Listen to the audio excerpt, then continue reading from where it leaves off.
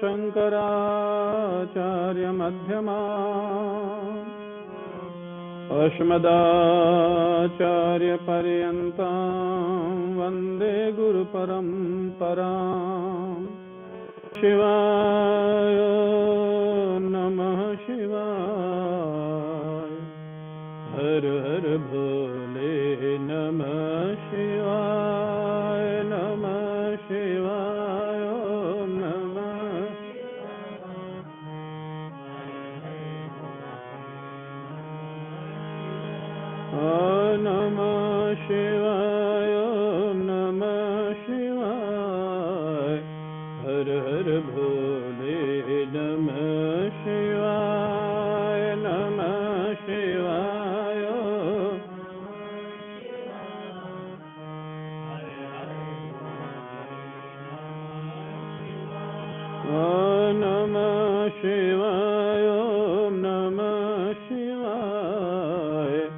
हर हर भोले नमः शिवाय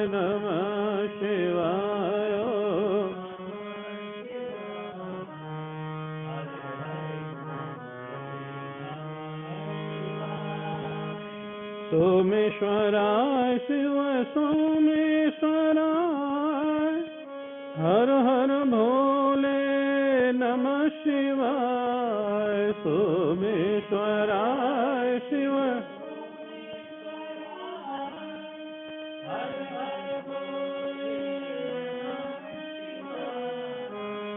सोमेश्वराय शिव सोमेश्वराय, हर हर भोले नमः शिवाय सोमेश्वराय शिव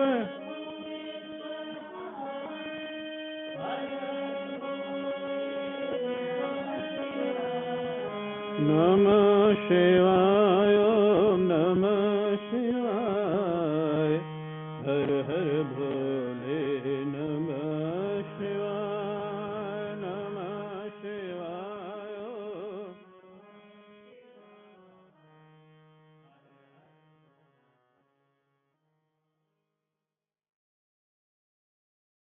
प्रसन्नता की बात है, ये 8 दिवसीय जो सत्संग है, 8 दिवसीय 16 तारीख तक, इसका सब्जेक्ट है भगवान शंकराचार्य जी के द्वारा रचित मणि रत्न माला भी उसका नाम है, और प्रश्नोत्तरी भी उसको बोलते हैं। बहुत ही सरल सहज भाषा में है, बहुत ही सिंपल संस्कृत है, और उसमें बहुत सारे प्रश्नों का, मैं समझता हूँ हमारे जीवन के एक साधक के जितने प्रश्न हो सकते हैं, प्रायः सभी प्रश्नों को उठा करके उसका जवाब बड़ी सीधी सादी भाषा में दिया गया है।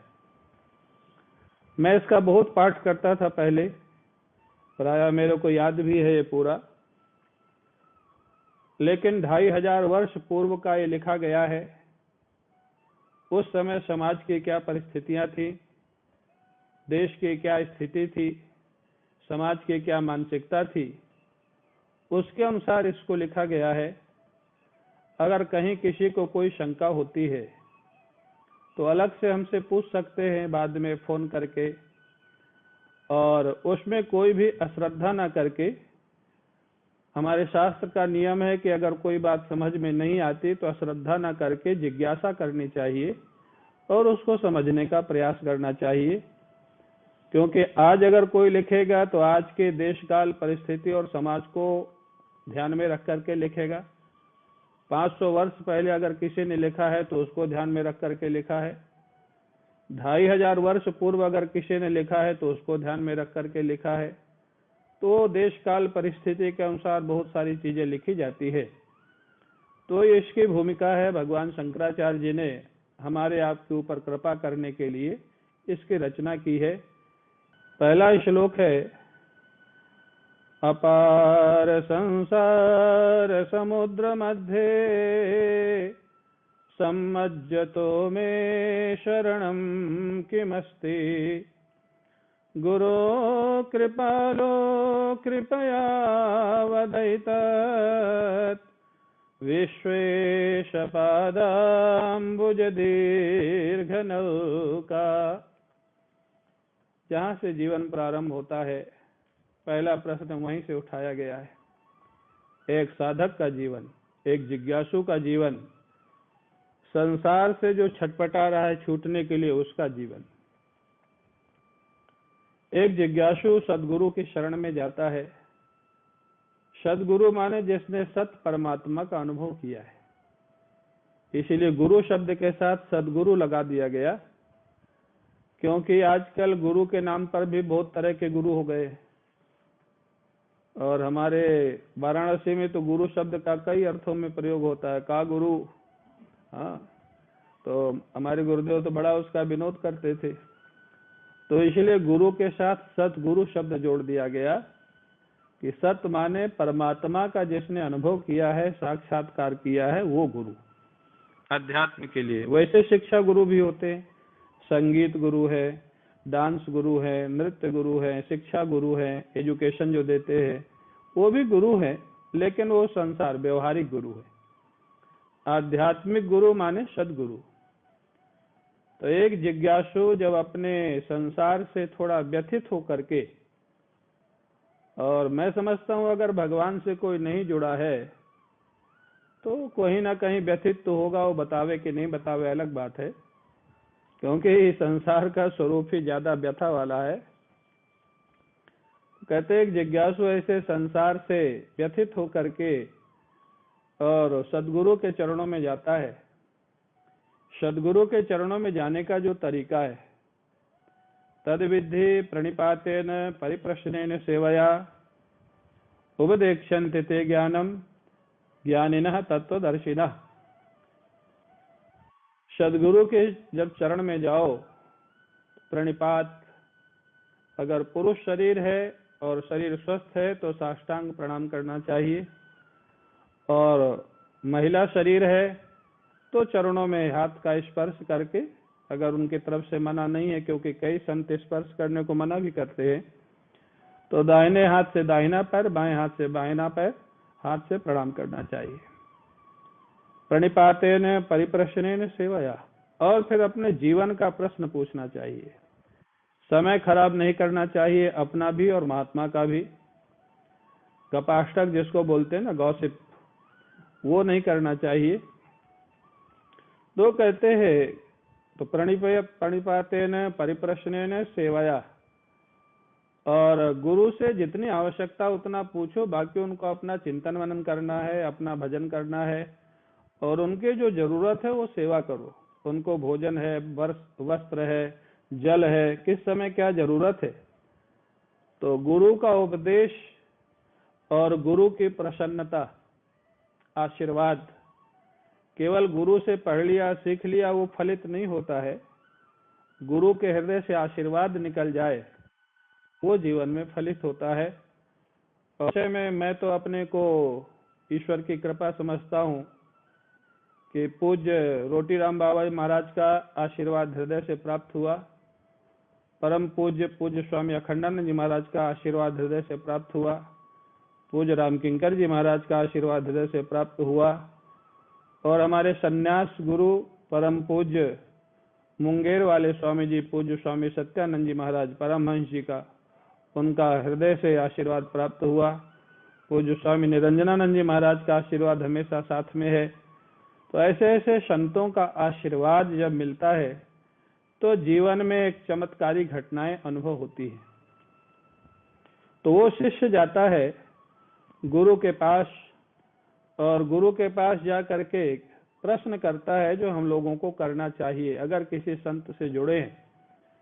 घर गृहस्थी की बातें तो बहुत लोग करते हैं, ठीक है, बहुत आवश्यक हो तो उसका भी समाधान कुछ ना कुछ महात्मा लोग दे देते हैं, लेकिन टाइम पास नहीं करना चाहिए।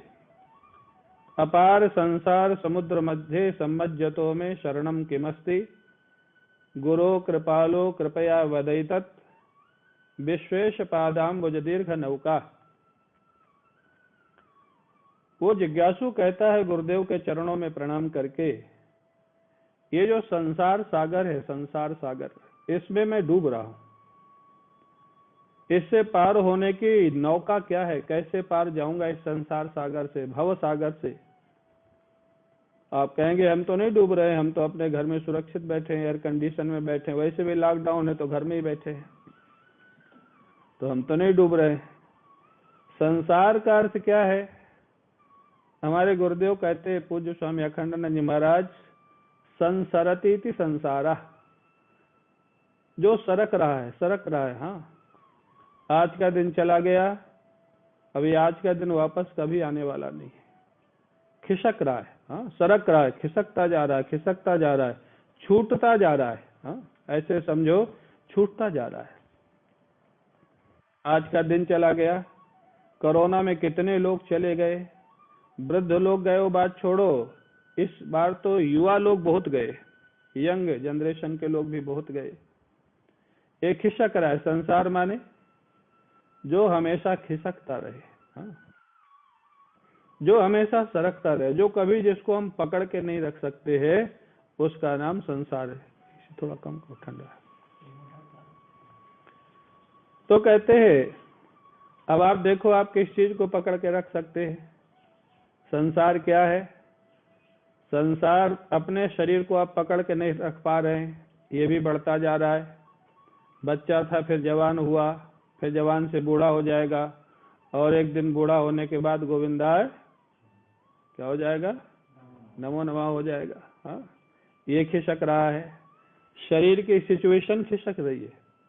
किसी के बचपन की फोटो उसको 60 साल की एज में दिखाओ, वो स्वयं अपने को पहचान नहीं पाएगा। चेहरा बदल जाता है, शरीर बदल जाता है। तो जो जिस चीज को हम पकड़ के नहीं रख सकते, उसका नाम है संसार। संसरती, जो हमेशा खिसकता रहता है, सरकता रहता है, छूटता रहता है। हम अपने शरीर को पकड़ के नहीं रख सकते, फिर दूसरी चीजों को किसको पकड़ के रख पाएंगे?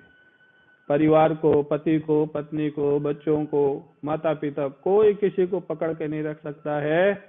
सब एक ट्रेन में बैठे हैं, जहां जिसका स्टेशन आ जाएगा उतर जाएगा, वो लौट के कभी आने वाला नहीं है। इसका नाम है संसार। जो हमेशा नहीं रहने वाला, उसका नाम है संसार। तो जो हमेशा नहीं रहने वाला है, उसको हम हमेशा रखने का प्रयास करते हैं, यही हमारे दुख का कारण है। यही संसार सागर है, भव सागर है। हाँ, शरीर को हम हमेशा एक जैसा चमकाने का प्रयास करते हैं। अरे भाई, बुढ़ापे में आप कुछ भी करो, नहीं होगा।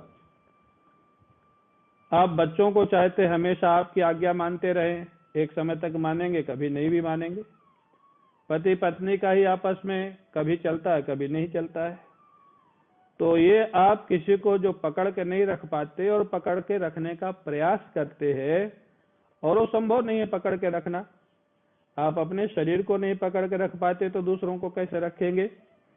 तो जो सरक जाता है, खिसक जाता है, हाथ से छूट जाता है, इसका नाम है संसार। और इसी संसार सागर में हम कभी डूबते हैं, कभी निकलते हैं। ज्ञान हो जाता है, सत्संग कर लेते, तो लगता है बस बस बस बस अब भजन करेंगे, जितनी ड्यूटी उतनी करेंगे, बाकी भजन करेंगे। फिर अरे पत्नी हमारी बात नहीं मानती, बेटा बात नहीं मानता, ये ऐसा हो गया, ये ऐसा हो गया। अरे भाई, वो तो होने वाला ही है। जो होने वाला है उसको स्वीकार कर लो तो खुश रहोगे।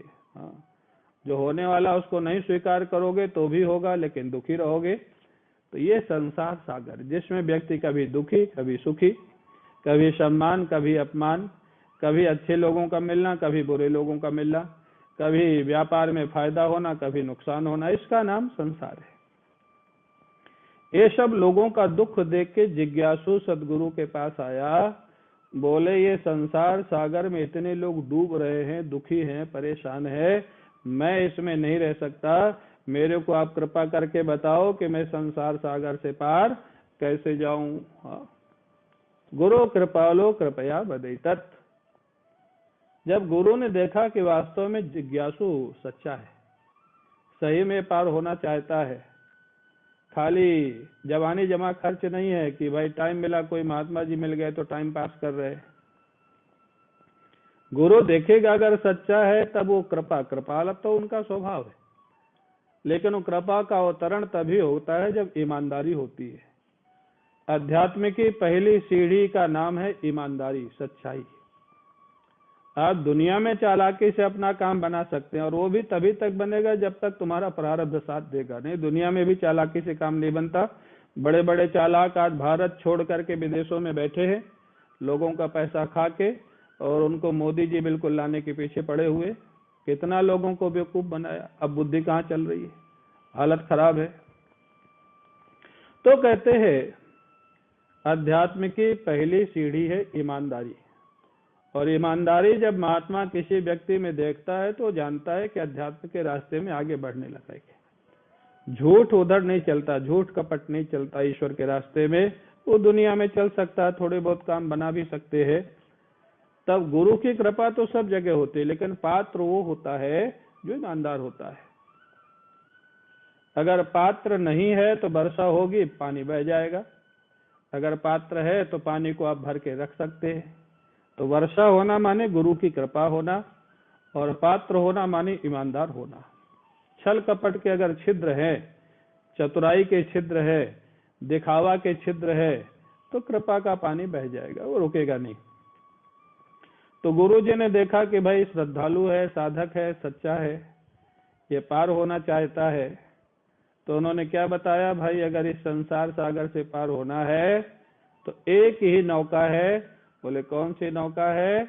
विश्वेश पादाम्बुज दीर्घ नौका। भगवान के जो चरणारविंद रूपी नौका है, भगवान के चरणों का आश्रय ले लो, भगवान के चरणों में अपने मन को लगा दो। आप कहाँ मिले भगवान? तो वो भी गुरु ही बताएंगे। हाँ, जब बहुकाल करिए सत्संगा, तब ही हो सब संशय भंगा। आप कहेंगे तो महाराज बता दीजिए। अरे भाई ऐसे नहीं भगवान मिलते। ये महात्मा लोग जो 40-40, 50-50 साल लगा देते हैं, तब जाकर के उनको कुछ अनुभव होता है, कुछ प्राप्त होता है। तो कुछ समय आपको देना होगा। सत्संग, साधना और सेवा, 3 सूत्र याद रख लो जीवन में। नित्य कर्म है, नित्य कर्म। वो जो रोटीराम बाबा कहते थे, रोज सत्संग करो। महात्मा मिले तो महात्मा से करो, नहीं तो आज तो मैं कभी कभी विनोद में कहता हूँ, आजकल तो आपके हाथ में महात्मा है। आप कहेंगे कैसे? मैं अभी एक बार कलकत्ता था, एक बार बम्बई था, ये दीपा सोरे वाले घर में, एक बार कलकत्ता था दीवान जी के घर में। वहाँ आजकल ऐसे टीवी आ गए हैं, आप किसी महात्मा का नाम बोलो, महात्मा टीवी में प्रकट हो जाएंगे आपके सामने। राजू चौधरी के घर में देखा। तो ये क्या है, आपके हाथ में आज तो सारे महात्मा है। आप पूज्य स्वामी अखंडानंद जी महाराज का नाम लो, वीडियो चालू हो जाएगा, ऑडियो चालू हो जाएगा। स्वामी चिन्मयानंद जी का नाम लो, ऑडियो वीडियो चालू हो जाएगा। आज सत्संग की कहाँ कमी है? चलो आपको सीधे सीधे अच्छे महात्मा ने, वो तो सब सिद्ध पुरुष थे, उनके ऑडियो वीडियो सब पड़े हुए हैं, आज भी पड़े हुए हैं। आप क्यों नहीं कर सकते? तो इसलिए रोज सत्संग करें, और सत्संग के साथ साथ रोज साधना करें। जो गुरु ने बताया है वो नियम से साधना करो, साल 6 महीने में आपको फर्क दिखने लग जाएगा। सत्संग से आपकी बुद्धि व्यू क्लियर होगा, बुद्धि शुद्ध होगी। साधना से आपका मन शुद्ध होगा, और सेवा से आपका जीवन शुद्ध होगा। आपके धन की शुद्धि होगी, शरीर की शुद्धि होगी। तो सेवा, साधना और सत्संग, ये 3 प्रतिदिन करते रहो, आप देखेंगे आपके जीवन में फर्क दिखाई देने लग जाएगा। गुरु कृपालो कृपया बदयितात। बोले कृपा करके गुरुदेव ने बताया, अगर संसार सागर रूपी दुख से पार होना, ये जो दुख सुख है ना, सागर कोई है नहीं, दिखाई नहीं दे रहा है, लेकिन ये दुख सुख रूपी जो सागर है, इससे अगर पार होना है तो बोले भगवान नारायण के चरणों का आश्रय ले लो। नारायण कहो, भगवान कृष्ण कहो, भगवान राम कहो, भगवान शिव कहो, भगवती दुर्गा कहो, गणपति कहो। भगवान के अनेक रूप हैं आपकी सुविधा के लिए, जो आपको अच्छा लगे एक का आश्रय ले लो और आगे बढ़ो। तो महाराज कहते एक का आश्रय क्यों ले, हम तो सबको मानते हैं। कई लोग कहते, किसी से पूछो आप कौन भगवान को मानते हो? बोले महाराज हम तो सबको मानते हैं। सभी तो भगवान है। सभी भगवान है, लेकिन यात्रा अगर आपको प्रारंभ करनी है तो एक भगवान का स्वरूप निश्चय करके उसके माध्यम से आगे बढ़ना होगा। सभी भगवान एक साथ नहीं चलेंगे। हाँ, आपको जो अच्छे लगते हो या आपको गुरु ने जो बताया हो आपकी साधना के अनुसार, आपके स्वभाव के अनुसार, उनको लेकर के आप आगे बढ़िए। रिस्पेक्ट सबका करिए, आराधना एक की करिए, ये सूत्र है।